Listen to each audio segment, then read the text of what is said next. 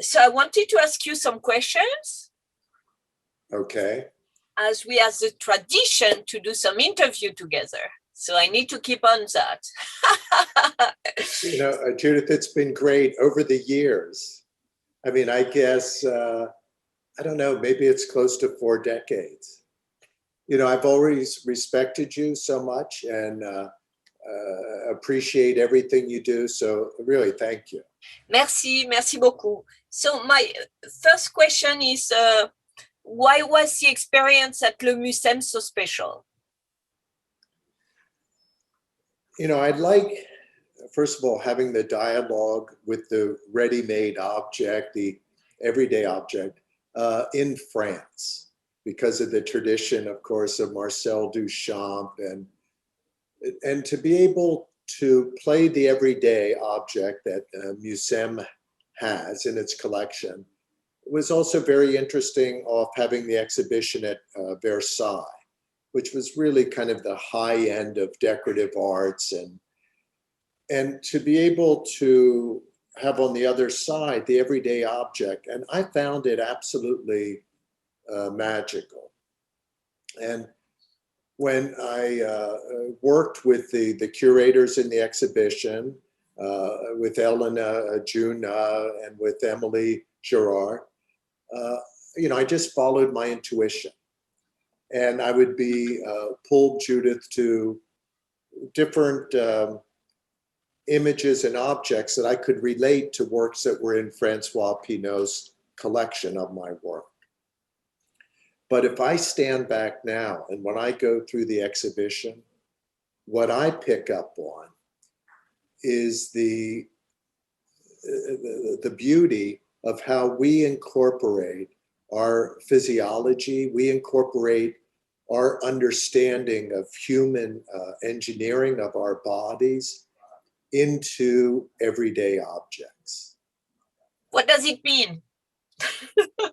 Well, Walter Isaacson is a writer, and Walter wrote a book on Leonardo da Vinci, and I really feel this connection with the ideas that he represented, Leonardo was involved with, that, you know, the power of the Mona Lisa is through the study that Leonardo did of fluid dynamics and the way the blood moves through the heart. And through the studying of this type of movement, he tried to incorporate this type of humanism into the hair of the Mona Lisa, so that when you look at her, when you look at all the different curls and different other aspects within the painting, you're really picking up on this interior life within inside her, and this the movement of the blood through her body. So you touch on this type of passion. And if I look at the objects in Mucem, I look at the cowbells.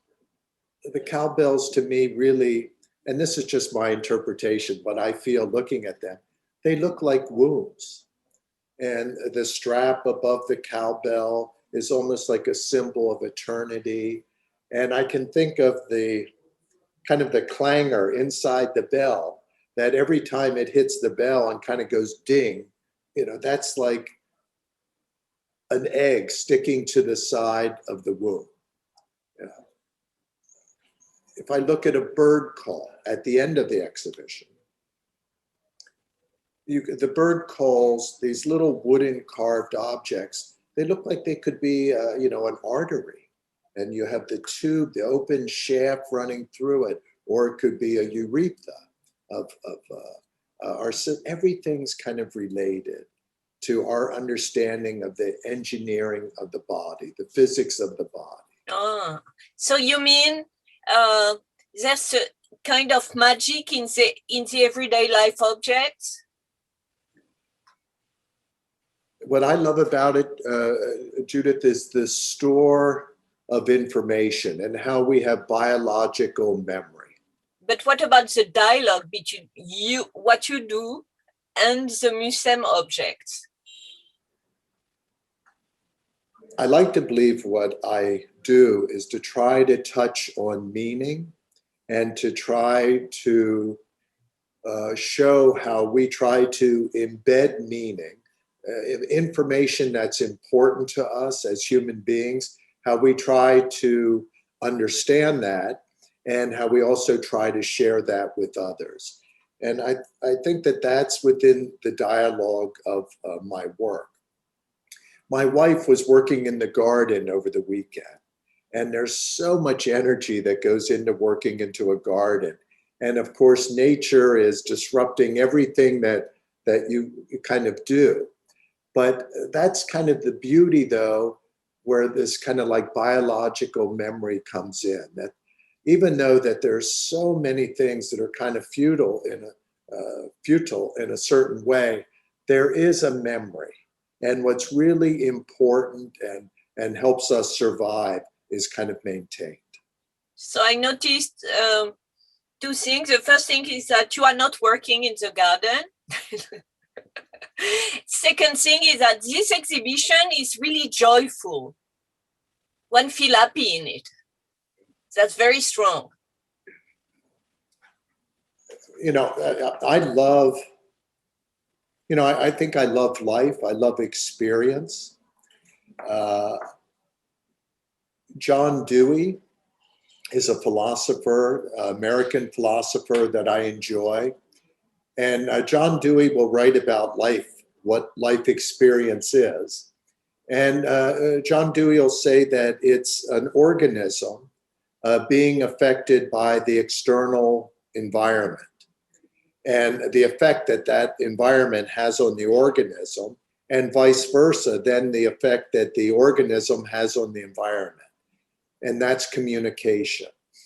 And what I love about art is a way of teaching us how to have more confidence, to open ourselves up to life experience, to truly make ourselves vulnerable, to have feelings and sensations, and to be able to experience what our possibilities are. And there is sometimes a sense of violence in that. I mean, it's the external world. It's this environment that is so powerful and strong and brash in color and different ways that it can show its strength to us. But that's how we're able to continue to become and to understand just how far we can expand our parameters. So it means you wanted on purpose the show to be full of happiness? No, I can't say that. I would say that I wanted to show the joy that we can have in ourselves of accepting ourselves, and the joy that we can find in other people and being generous to other people.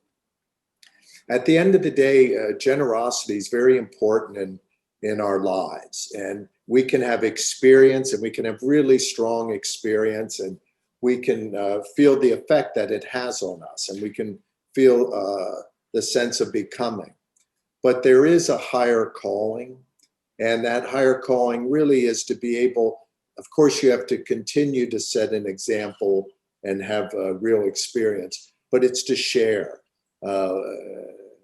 with others. And a lot of times, Judith, I like to think of the metaphor of hunting, primitive people hunting. And, you can go out and you can get a rabbit and you can bring it back and you can eat it. And there may be a little something left over, but probably not. Or you can go out with a hunting party and you can bring back a mammoth. And at a certain point, bringing back the mammoth has a lot of importance and relevance to you. It's the sharing of information. It's about tying into this biological memory in some way that consciously we can also tie into it. But you said, I heard you saying several times that you want people to understand your art, your work. And in fact, there's a lot of people who don't understand it. So what's your reaction in front of that? Well, I like the idea, or I would like to hope that artists have the ability to take the viewer to a certain plateau of what their intent may be in creating something. Now, we may not be able to do that. That comes into maybe using certain tools in communication. I would like to think or strive to take a viewer to that point, but there's a lot of polarity in the world. And even though we would like to think that people open themselves up and can understand the intentions, that's not always the case. But in the long run, the viewer always finishes the work of art. And I'm friends with the neuroscientist Eric Kandel. And Eric brought it to my attention, would always speak about the beholder's share. And the beholder's share starts with Ernst Gumrich and Ernst Chris, that comes out of Vienna, Alois Riegel. But the beholder's share is really that a viewer always finishes the narrative of a work of art. You know, and I believe completely in this. I believe that what you try to touch is the essence that the viewer may have of their own potential. And that's art. That's where, that's where you come across art. It's the essence that that person may have of their own potential. That's what's of value. That's what has promise. That's what has meaning. But there's a lot of viewer there's a screen between a lot of viewers and your work. So what's your personal feeling about that? You know, the only thing you can do is try to represent through your actions, your values, your beliefs, and just try to be, you know, the human being that you would like to believe, you know, represents what your values are, and just be the best person you can be. I mean, you can't do more than that. If people are not going to be open to what your intentions are, you know, you can't do anything about that. And did the lockdown and all the COVID crisis have affected you in your work, for example? You know, I believe that it's, you know, affected everyone. Of course, you know, horrible situation throughout the world, a lot of pain, a lot of loss of life. But for me, Judith, I enjoyed so much the intimacy with my family. And I mean, it's hard for me to realize that I didn't have that same intimacy before the pandemic. You know, I'm always with my family. I'm with them all the time. We do everything together. But I think that the pandemic really did bring this moment that we could really focus on each other. And it's something I don't want to let go of. I really love that intimacy. And I think that everyone, we've thought about what's really meaningful to us and how we can go about our moment of being alive and try to be as effective as possible and do the things we really kind of dream of doing. Where did you spend the lockdown? I was at my farm in Pennsylvania during part of it, during the most severe parts. But as soon as I was allowed to open my studio in New York, under New York guidances, you know, I was here in the studio, and I would go back and forth. I would be in the studio for 4 days a week and at my farm then for 3 days. But probably your teenager were not as happy as you. Well, you know, my one son was at the University of Chicago, and even though they didn't meet in class, he was always there in his dorm in Chicago. But a lot of our children had in-home learning. Mm. And so tell me, what is your next project now? What is your next dream? Yeah. You know, I've been working on a body of work called the Porcelain Series. And I started this work probably about, at this point, maybe even 4 years ago.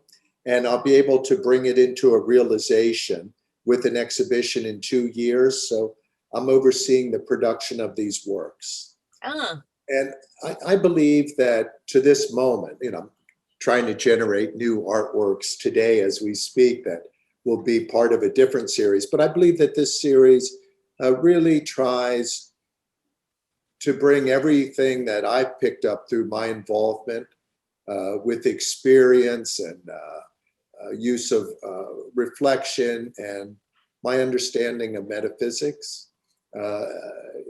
into my work. So I'm very proud of it, and the works that are being completed as we speak, I'm really excited about. So we want to see that. Bon, merci beaucoup. Judith, it was really nice. Really a pleasure to speak with you. Very nice. Merci beaucoup. Okay. Bonjour. Bye-bye. Bye. Thanks a lot. Au revoir. Au revoir.